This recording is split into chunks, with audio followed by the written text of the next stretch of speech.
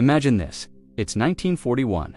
A team of elite Italian frogmen glides silently beneath the surface of Alexandria Harbor. Their mission: sink a British battleship without being seen. Their only source of light, a watch dial glowing so brightly it could guide them through pitch-black water. That watch was a Panerai. But Panerai didn't start as a military secret. It began as a humble Florentine watch shop with a motto that still defines the brand today: Semper Modum Tempus, Semper Melior. Always measure time, always be better. This is the story of Panerai's journey. From a riverside boutique to one of the most influential dive watchmakers in history. Our story begins in 1860, when Giovanni Panerai opened Orologia's Fizzera on the Ponte alle Grazie, overlooking the Arno. Inside, he sold Swiss clocks and pocket watches. But Giovanni wasn't just a merchant. He was also a teacher, opening Florence's first watchmaking school. By the early 1900s, Giovanni's grandson, Guido Panerai, transformed the business. Florence was still the soul, but the sea became its purpose. Panerai began supplying the Regia Marina, the Royal Italian Navy, with depth gauges, compasses, and timing instruments. This partnership would define the next 60 years. In 1916, Panerai patented something extraordinary: Radiomir, a radium-based luminous compound. It glowed intensely underwater and in total darkness, just perfect for night missions. At this point, Radiomir wasn't a watch.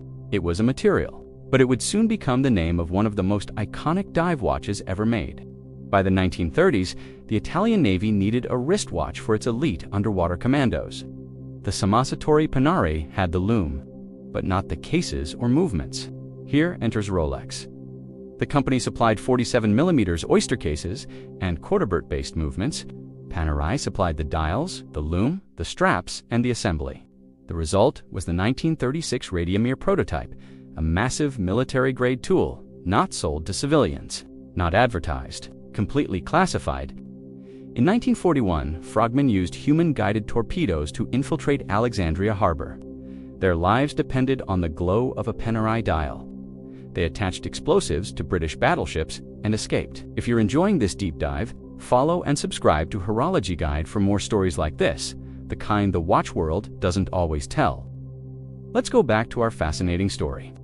As missions grew more dangerous, Panerai refined the Radiomir. The 1940 case introduced integrated lugs and a screw-down crown, and thicker The sandwich dial improved legibility even further.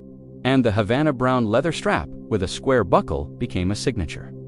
Here's a story most Panerai fans have never heard, and it's one of my favorites. During World War II, an Italian diver from the 10th Mas was captured after a failed mission. The British interrogators took everything from him, including his gear, his tools, even his boots. But they left one thing on the table because they thought it was harmless: his precious Panerai watch. That was a mistake. Late that night, the diver used the watch's oversized crown, that big onion-shaped Rolex Panerai hybrid, to unscrew the bolts on a ventilation grate in his holding cell.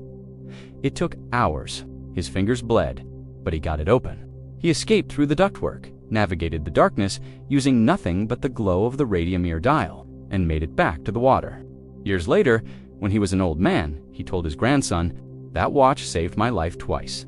Once when I escaped, and once when I sold it to buy our family's first home." That's Panerai, a tool, a weapon, a lifeline, a legacy. Was that story true? Who knows? With Panerai, half the history was classified. The other half was whispered through the decades. And honestly, that's what makes this brand so addictive. After the war, radium's dangers became clear. Panerai developed Luminor, a tritium-based compound, safer, brighter, longer lasting. This gave birth to the Luminor case, with its now legendary crown locking bridge. A design so distinctive, you can recognize it from across a room. In 1956, the Egyptian Navy commissioned the Egyptiano. It was a 60mm monster dive watch with a rotating bezel, one of the largest wristwatches ever made. It used an Angelus 8-day movement, baton hands, and a plexiglass crystal. This wasn't a watch. It was a piece of naval equipment, and it was pretty amazing.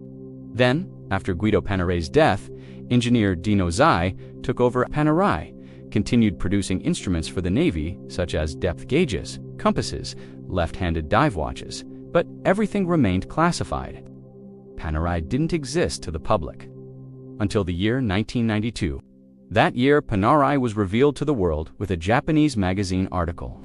The brand responded with civilian models in 1993, the Luminor, the Luminor Marina, and Mare Nostrum. Oversized, rugged, and military-inspired, Hollywood loved them. Famous actors Sylvester Stallone, Arnold Schwarzenegger, or Bruce Willis made them icons. This was the pre-Vendome era. In the late 1990s, Richemont acquired Panerai, beating Rolex and Swatch. The production found a new home in a specialized watchmaking region, and boutiques opened worldwide. In 2005, Panerai released the P2002, an 8-day its first in-house movement inspired by World War II Angelus engines. The brand returned to Florence, restored its historic boutique, and launched GMTs, submersibles, and limited reissues. From a Florentine workshop on the Arno to the wrists of elite divers navigating the darkness of war, to a luxury powerhouse, to a global stage where design, engineering, and heritage collide, creating a luxury powerhouse, Panerai's journey is one of innovation and secrecy. Panerai has lived many lives. It was a journey of innovation and secrecy, and through it all, one motto has endured: Semper modum tempus, semper melior, always measure time, always be better. It's a reminder that craftsmanship isn't just about precision, it's about purpose and legacy, and it's about the people who carry these stories forward. Before we wrap up, here are a few more incredible Panerai facts most collectors don't know, and they're too good not to share. Number 1. In the 1950s, Panerai produced destro models, left-handed dive watches. Because some frogmen carried compasses and depth gauges on their right wrist, Panerai didn't care about fashion. They cared about survival. Number 2. The earliest Panerai straps weren't leather. They were pigskin and waterproof canvas. Why?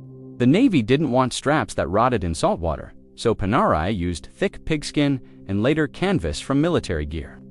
That's why vintage Panerai straps look like they were cut from a battleship.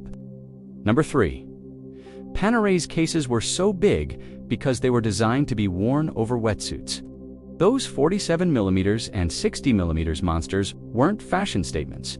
They were tools strapped over thick neoprene suits meant to be read instantly in murky water. Thanks for watching, and make sure to follow Horology Guide, because every watch has a story. And we're here to tell the ones time tried to hide.